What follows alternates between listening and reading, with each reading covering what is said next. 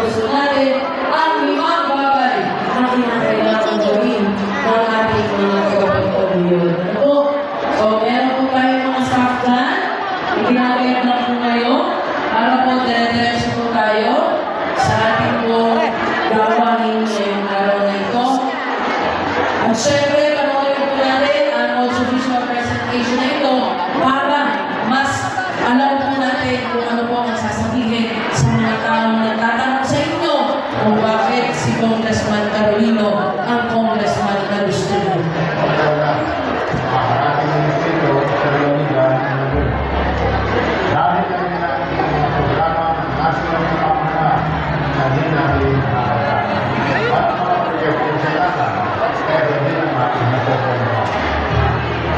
Ating distrito ay may napakalaking potensyal para kanila. Sa tamang pamamahala, ay sasakasukaan natin. Naniniwala ko na ang tunay na paglilingkod ay hindi lang pangako, kundi gawa. May puso sa bawat desisyon, may aksyon sa bawat kakailangan, may malinaw na direksyon tungo sa pamilya. Sa ating pagmumulan, tiniyak ko walang kainin. Bawat pamilya, bawat pulinawa, bawat kabataan, lahat kami nakataon para sa isang mas maunlad at mas magandang kinabukasan. Narito ang 8 pangunahing prioridad natin. Mga konkretong solusyon para sa mas maunlad, mas ligtas, at mas Sige po, kulang po kayo kasi dire-diretso na po tayo. Hindi na po ito titigil. Sabi ni Congressman Tony, dire-diretso tayo. Ano po? Kaya po lang po kayo dyan po sa ating upuan. Ano? Kaya po, siyempre, bukod kayo, wag po kayong lumipat ng upuan. Ano po? Wag po kayong lumipat ng upuan. Upo lang po kayo ng maayos. Baka po kayo ay malintangan pag kayo lumipat pa ng upuan. Ano po? So, siyempre, bukod kay Congressman Carolino, dapat may katuwang tayo sa bayan ng Santa Cruz. Hindi na makakayanin ang lahat. Tulad po ng ginagawa natin, lagi tayong makikipag-ugnayan sa pamahalang bayan. At siyempre, dapat ang dalhin natin sa pamahalang bayan yung may puso at malasakit sa mga mamamayan ng bayan ng Santa Cruz. Yan po ang Team Egay Laura dito po sa bayan ng Santa Cruz. Huwag po natin silang makalimutan. Kanina may kukulang sa akin, straight tayo. Straight talaga tayo. Bakit? Huwag kang liligo. Baka ma-aksidente. Mas malalalaan ka. Ha? Walang biglang ligo.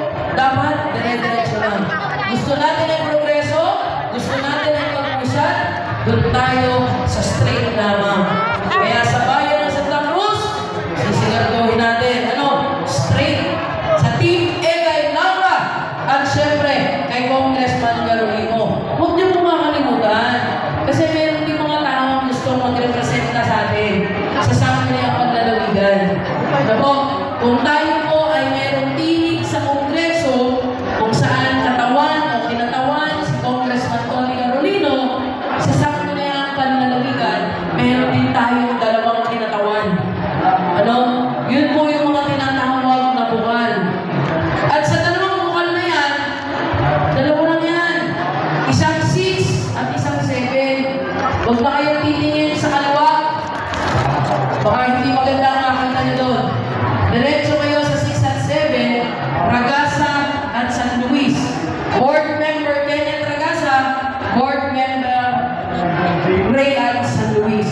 Doon lang po kayong titingin. At syempre, ang magiging katuwang natin sa lalawigan ng Laguna, Governor Dan Fernandez at Vice Governor Jen Amante Retuerto. So yan, bilang mga nagpunta doon, alam na natin yan eh. Hindi ko po kayang pumunta sa 26 na barangay para po araw-araw ay ipaliwanag ng ganito.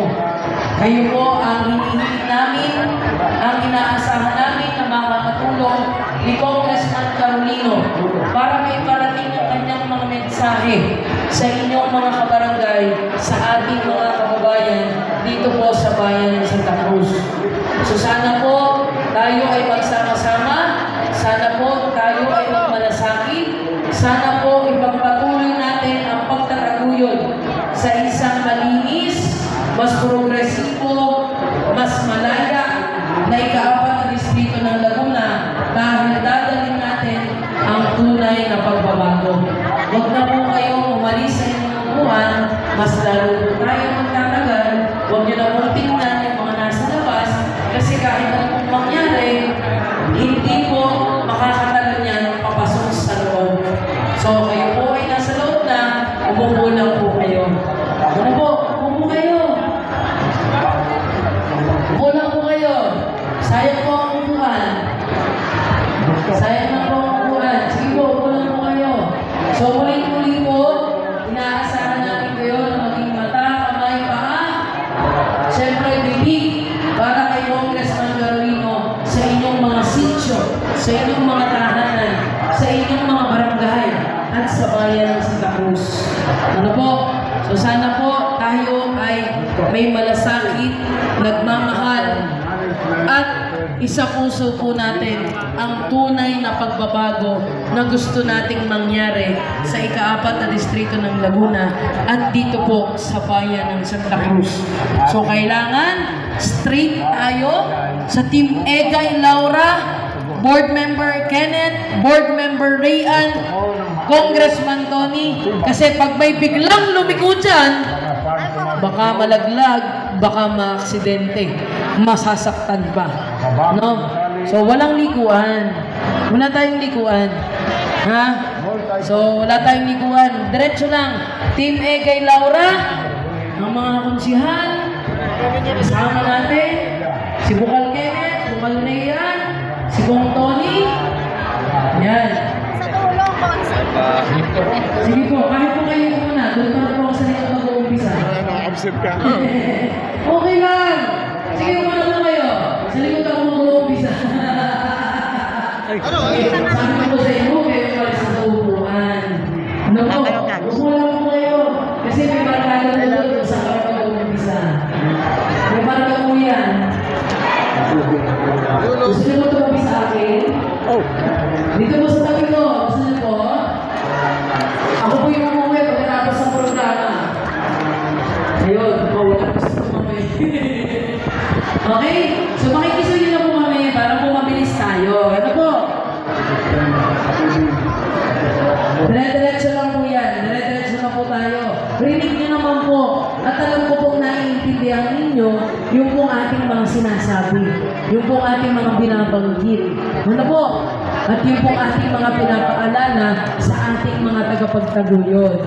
So sana po, pag-uwi natin, ayun na po ang gagawin natin hanggang masigurado natin sa May 12, 2025, ang ipoproklama ng Congressman ng ika-4 na distrito ng Laguna ay si Congressman Tony Carolino.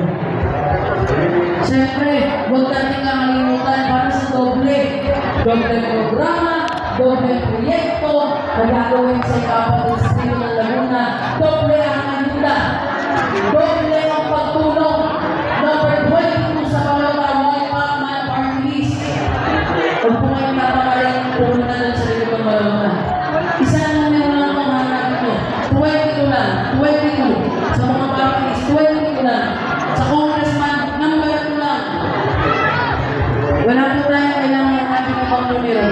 Yung mga numero lang na 2 at 22 sa congressman, House of Representatives, at sa party list, 22.